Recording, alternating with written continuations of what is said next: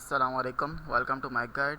इस वीडियो में आपको बताऊंगा कि हम किस तरीके से जो है वो एक्सेल के अंदर कॉलम्स को हाइड कर सकते हैं। अगर हमें कोई रॉ हाइड करनी हो तो उसको हम हाइड कर सकते हैं। ये मेरे पास एक एक्सेल की शीट है और इसमें मुझे इस कॉलम को अगर हाइड करना है तो मैं सिंपल जो है इस पर राइट क्लिक करूँगा। राइट क्लिक करने के बाद हाइड का बटन आप देख रहे हैं, इससे हम इसको हाइड कर देंगे। तो और इसी तरह से मुझे रॉ को करना है तो मैं रॉ को सिलेक्ट करूँगा और राइट क्लिक करके इसके बाद आप देख रहे हैं हाइड का ऑप्शन आ रहा है, इसमें मैं हाइड कर दूँगा। ठीक है, तो आप देख रहे हैं कि रॉ हाइड हो गई है मेरी। 1 के बाद डायरेक्ट 3 आ गया, 2 जो है वो हाइड हो गई है और इस तरह से कॉलम भी जो है वो बी के बाद डी आ गया। तो इस तरीके से हम कॉलम को और रॉस को जो है हाइड कर सकते हैं। और अब अगर मुझे जो है वो इनको अनहाइड करना हो तो अनहाइड का भी सिंपल तरीका है।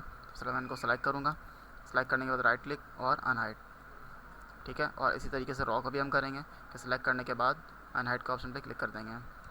तो फ्रेंड्स, इस तरीके से हम कॉलम्स को और रॉस को जो है वो हाइड एंड हाइड कर सकते हैं। तो अगर आपको मेरी वीडियो अच्छी लगी हो तो उसको लाइक कीजिए, मेरे चैनल माय गाइड को सब्सक्राइब कीजिए और अपने फ्रेंड के साथ शेयर कीजिए।